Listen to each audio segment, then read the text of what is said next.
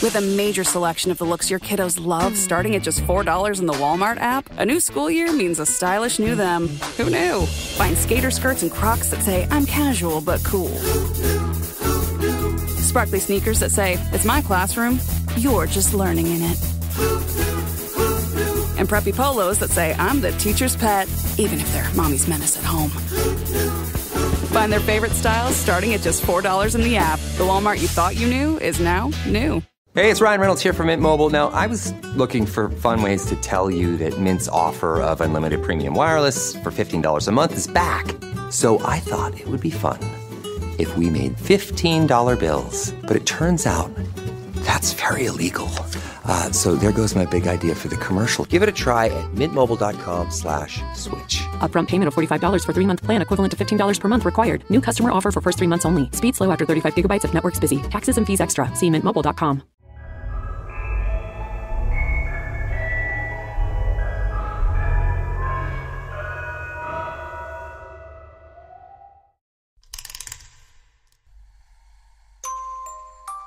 Fala pessoal, aqui quem fala é o Fernando, o apresentador do podcast Receios Obscuros, e esse é o nosso episódio de número 42 do Receios do Além. Caso queiram ouvir mais episódios como esse, é só entrar no meu podcast, o nome é Receios Obscuros. E peço também que enviem seus relatos por e-mail receiodoalém@gmail.com. E vamos para o episódio de hoje.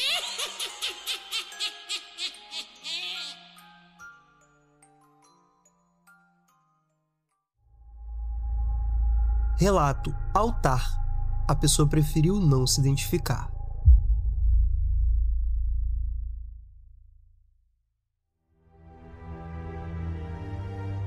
Eu não sei exatamente quando meu avô começou com aquilo. Desde que eu era pequena, lembro de ver aquele cantinho na sala, um altar simples, uma mesinha de madeira escura, com uma toalhinha bordada e uma imagem da Virgem Maria no centro. Ao lado, um porta-retratos da minha avó, Dona Lúcia, que tinha morrido antes de eu nascer. Às vezes, quando eu dormia lá, escutava ele andando devagar pela casa, depois que todo mundo já tinha ido se deitar. Ia até a sala, acendia uma vela branca e ficava em silêncio, sentado na poltrona perto da janela, olhando para o altar. Era um silêncio carregado, mas nunca pesado. Era como se ele estivesse conversando com ela ou rezando, ou só esperando uma resposta. Ninguém mexia naquele espaço, nem eu e nem a minha mãe. Ele trocava a vela todos os dias, sempre branca, sempre daquelas simples de mercado. E mesmo quando ele começou a esquecer outras coisas, mesmo quando a cabeça já falhava um pouco, aquilo ele nunca deixou de fazer. Todo fim de dia, acendia a vela e ficava um tempo ali, depois apagava, guardava o que sobrou numa caixinha e colocava outra nova do lado. Era o jeito dele de continuar a rotina com ela, eu acho. Quando ele morreu, foi estranho entrar naquela casa. Tava tudo igual, como se ele tivesse só saído para caminhar e voltava já. Eu fui com a minha mãe para ajudar a esvaziar o lugar. Era um sábado de manhã, e a gente dormiu lá porque no dia seguinte viria o pessoal da mudança. À noite, antes de dormir, eu passei pela sala e olhei para o altar. A vela estava lá, claro, mas apagada, intacta. A última vez que ele tinha posto, provavelmente. A gente dormiu cedo, sem energia para mais nada. De manhã, quando acordei, fui direto para a cozinha preparar o café. E foi ali, no corredor, que eu senti um cheiro fraco de cera queimada. Não era forte, mas era distinto. Um cheiro que eu lembrava da infância. Eu achei estranho. A casa estava fechada. Ninguém acendia a vela ali desde a morte dele. Entrei na sala e a primeira coisa que eu vi foi a chama. A vela, aquela mesma vela que estava intacta na noite anterior, estava acesa. Não havia fósforo por perto. A vela estava no pires onde ele sempre colocava. A cera já tinha descido um pouco, como se estivesse queimando há umas boas horas. Eu chamei a minha mãe e ela veio na mesma hora. ficou pálida, olhou para mim e depois para o altar. A vela continuava queimando, serena, como se fosse a coisa mais natural do mundo. A gente ficou em silêncio por um bom tempo. Depois ela pegou o isqueiro da cozinha e apagou a vela, sem dizer mais nada. Mas naquela noite, quando fomos dormir, deixei uma vela nova no mesmo lugar. Não sei explicar o porquê. Talvez porque parte de mim achasse que se ele ainda estivesse por ali, era o mínimo que eu podia fazer. Talvez porque eu entendi que aquele ritual nunca foi só dele. Era uma ponte. E de algum jeito a gente ainda estava do outro lado. Nunca mais vi a vela acender sozinha, nem senti o cheiro de cera. Mas também nunca mais deixei de pensar que o amor verdadeiro talvez não apague, mesmo quando parece que sim. Ele só continua, em silêncio dentro da gente, como uma chama que ninguém vê.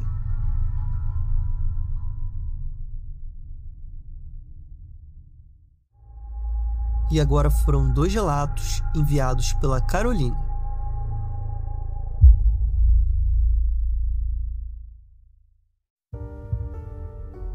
Oi, conheci o seu canal há pouco tempo e estou adorando. Parabéns pelo trabalho. Eu sempre tive histórias de terror e sempre gostei desse assunto, vendo filmes ou lendo. Tenho relatos pequenos, mas vou começar. Relato 1. A despedida. Eu estava no 3º ano e na minha escola tinha dias em que a aula era no período da tarde. Eu ia para casa almoçar e depois voltava para a escola. Nesse dia, minha mãe estava em casa. A gente tinha o costume de almoçar vendo TV. Me lembro que pelo corredor vi passar a minha tia, mas era estranho porque ela estava internada no hospital. Não era nada sério. Só que na hora não me deu medo. Eu só virei para minha mãe e falei: eu vi a tia Regina. E minha mãe falou que também tinha visto. Foi aí que começamos a escutar barulho na cozinha, de armários abrindo e fechando. A minha mãe foi até a cozinha verificar e começou a conversar com alguém lá, mas a pessoa não respondia. Eu, com medo, fui embora para a escola. Chegando lá, recebi a notícia do falecimento da minha tia. Acho que ela foi se despedir, avisar. Perguntei para minha mãe sobre a conversa e ela disse que percebeu que a minha tia tinha falecido e falou para ela ir em paz. Fiquei com medo de ela aparecer para mim. Relato 2. Olhando para mim. Na pandemia, os meus pais foram para o interior. Eu não queria ir. A minha mãe, com medo, perguntou para minha prima se eu podia morar com ela por um tempo. Minha prima trabalhava em home office e morava no centro da cidade, em um apartamento de 1 quarto. Só que ela não ficava no apartamento. Eu cheguei e ela tinha viajado. Peguei a chave e fui para o apartamento. Eu estava tão feliz porque ia morar sozinha e o meu namorado ia ficar comigo uns dias. Aquela ilusão. Quando entrei no apartamento, senti ele frio e escuro. Achei que era porque ninguém estava ali havia um tempo. Passaram-se uns dias e comecei a ficar com medo. Eu estava sozinha e deixava a TV ligada 24 horas por dia. Sempre chamava alguém para não ficar só. Chegou um ponto em que eu tomava banho de olhos abertos, sentindo que estava sendo observada. Não falei nada para minha prima, porque não queria parecer medrosa. Comecei a sentir, enquanto dormia, como se alguém sentasse do lado da minha cama. Eu tentava rezar, mas não conseguia lembrar do Pai Nosso. Não conhecia ninguém no prédio, e nesse período não podia ficar nas áreas comuns. Mas, numa noite, acordei e me vi sentada na frente da minha cama, olhando para mim. Isso me assustou tanto que saí correndo e liguei para todo mundo chorando. Só voltei pro apartamento depois que meu namorado chegou. Peguei as minhas coisas e fui embora. Comentei com a minha prima depois e ela falou que também se sentia do mesmo jeito. Disse que chegou a levar uns tapas e por isso não ficava lá.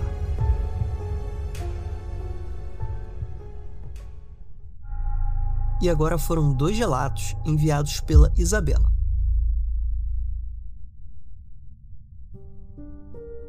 Olá, meu nome é Isabela. Gosto muito do podcast e do trabalho de vocês. Tenho 2 relatos que aconteceram comigo para compartilhar. Relato 1. Voz amiga. Era uma noite comum, por volta das 20 horas, quando eu voltava para casa. Moro em um bairro residencial, tranquilo, com poucos comércios, o que faz as ruas ficarem desertas à noite de vez em quando. Faltavam 2 quarteirões para eu chegar à rua da minha casa. Eu caminhava distraída, ouvindo música, até que, de repente, uma voz surgiu nítida e inesperada na minha mente. Aqueles meninos querem o seu mal. No mesmo instante, sem pensar, meus olhos se voltaram para o outro lado da rua, onde um pouco à frente, 2 rapazes de uns 18 a 20 anos caminhavam na direção oposta à minha. Eu sequer tinha notado a presença deles até então. Fiquei tensa. Guardei os fones de ouvido, querendo ficar mais atenta ao que acontecia ao meu redor. Na hora, não refleti muito sobre a origem daquela voz ou o que ela realmente significava, mas uma coisa era certa: eu queria distância daqueles garotos. Agora faltava apenas uma quadra para eu virar à direita e entrar na minha rua. Porém, para minha preocupação, os rapazes pararam de caminhar e se sentaram na calçada, bem em frente à rua onde eu precisaria entrar. Não gostei da ideia de que eles pudessem ver onde eu morava. Além disso, a perspectiva de parar em frente ao portão de casa para procurar as chaves me deixou apreensiva. Sabia que nesse momento eu ficaria mais vulnerável. Decidi então seguir em frente, ignorando a minha rua e virando na próxima esquina.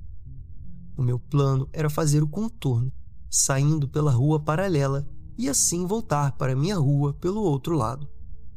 Queria despistá-los e, ao mesmo tempo, verificar se realmente iriam me seguir ou se aquilo era apenas paranoia minha. Sigo com o meu plano e entro na rua seguinte. Olho para trás e não vejo os garotos. Fico um pouco mais tranquila. Mas assim que entro na esquina da rua paralela à minha, vejo os garotos de novo. Provavelmente eles subiram pela minha rua. E então acontece. Eles me abordam para um assalto. Não mostram nenhuma arma, mas começam a falar para eu passar a minha bolsa. Recusei, recuando assustada, e em resposta fui empurrada ao chão. E então comecei a gritar e a gritar. Aquilo faz os ladrões se afastarem um pouco. Parecem mais hesitantes que alguém escute e apareça. Nessa chance, corro para minha casa, ainda gritando e torcendo para que alguém da minha família esteja lá e me ouça. O meu pai aparece no portão e só assim os ladrões se afastam de fato e vão embora. Vendo agora, sei que meu plano não foi o melhor, mas agradeço muito por aquela voz, porque se tivesse continuado no meu caminho, toda distraída ouvindo música, pegando o celular para mudar de faixa, eu teria sido um alvo muito fácil. Relato 2. Visita noturna. Há alguns anos, passei um fim de semana com a minha família no interior, em Monte Verde. Estávamos apenas eu, meus pais e minha irmã, hospedados em uma casa antiga, um sobrado espaçoso com estilo europeu dos anos 60. Apesar de a casa ser linda, ela parecia ter saído diretamente de um filme de terror estrangeiro. Era rodeada por uma vegetação densa, com uma decoração antiga e um telhado inclinado. O chão era todo de madeira, daqueles que rangem a cada passo. No térreo ficavam a sala, a cozinha e alguns cômodos menores. Uma escada levava ao andar de cima, onde um corredor distribuía o acesso a 3 quartos e um banheiro. Depois de um dia divertido e cansativo, fomos dormir. À noite tive um sonho estranho. Eu estava no andar de baixo, na sala, mas de a minha perspectiva era como se eu estivesse flutuando, observando tudo de cima. O ambiente estava borrado e escuro, mas, mesmo sem conseguir ver claramente, eu sentia a presença de algo. Algo agitado e cheio de raiva. Na minha mente, minha voz repetia incessantemente: Tem alguma coisa na sala, tem alguma coisa na sala, tem alguma coisa na sala. Poucos segundos depois, me vejo recuando para o andar de cima, sem intenção, seguindo a presença. Sou apenas uma espectadora, sobrevoando aquela cena estranha, e os meus pensamentos cada vez mais rápidos repetindo. Tem alguma coisa na escada, tem alguma coisa na escada, tem alguma coisa no corredor, tem alguma coisa no corredor. Assim que aquilo estava prestes a entrar no meu quarto, eu acordo, mas não consigo me mexer. Estou em paralisia do sono e mantenho os olhos fechados. Tudo aconteceu muito rápido. O sonho mal havia acabado e a paralisia já havia começado. Ao mesmo tempo, sinto a mesma presença estranha do sonho naquele quarto, do meu lado. Foi uma sensação bem estranha, mas vou tentar descrevê-la aqui. Os meus ouvidos estavam como se estivessem tampados. Eu ouvi um som forte e abafado, semelhante a um vento estourando ou um ruído branco. Sentia a presença fazendo força, como se estivesse exercendo uma pressão muito forte ao lado do meu corpo. Senti um ódio terrível emanando dela, mas se no sonho aquela raiva parecia algo indiferente, agora sentia que ela era toda voltada a mim. Se algum ouvinte já sentiu isso, por favor, comente. Essa foi a primeira vez, mas já senti isso outras vezes e queria entender melhor o que é. Comecei a rezar, tentando afastar o medo e a presença. Rapidamente, tudo aquilo se dissipa. Abro os olhos, não vejo nada e nem sinto presença alguma. Mas mal consegui dormir de novo aquela noite. Sinceramente, não acho que seja algo da casa, já que, poucos meses depois, durante uma viagem também, passei pela mesma experiência de paralisia do sono, seguida das sensações estranhas. Por algum motivo, tinha certeza de que era a mesma presença. Mas depois, felizmente, ela nunca mais apareceu. Esses foram os meus relatos. Continuem com um ótimo trabalho. Um abraço.